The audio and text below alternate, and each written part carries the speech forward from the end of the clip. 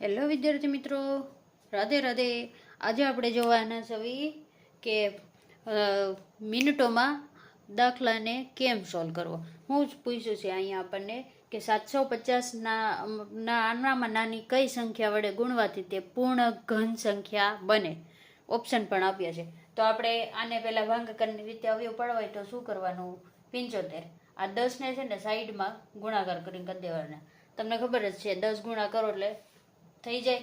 તો અહીંયા 5 છે. 5ની ચાવી યાદ કરો કે 5 હોય એટલે 5થી જ ભાગ હાલે.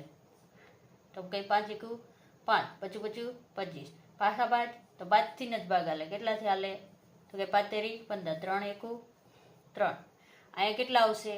તો કે 5 ગુણ્યા 2.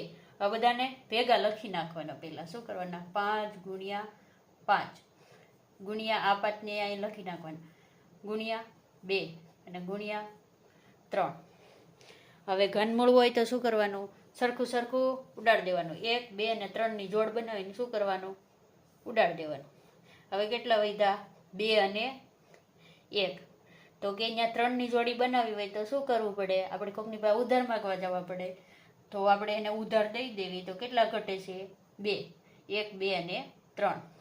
તો અહીંયા કેટલા છે? 1 છે. તો એને ઉધારી જોશે ને, તો એને આપણે ઉધારમાં 2 દઈ દીધા. તો કે હવે તમે કરો તો ગુણાકાર કઈ થશે? ગુણાકારમાં કેટલા જવાબ આવશે? તો કે 2 દુ 4, 4 દુ 8, 4 તેરી 12, 12 દુ 24, 12 તેરી 36. જવાબ કેટલો આવશે? 36. 36 જવાબ આવશે. કેટલો આવશે?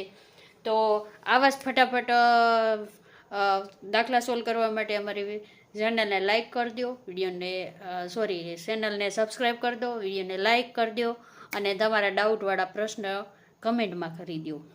રાધે રાધે.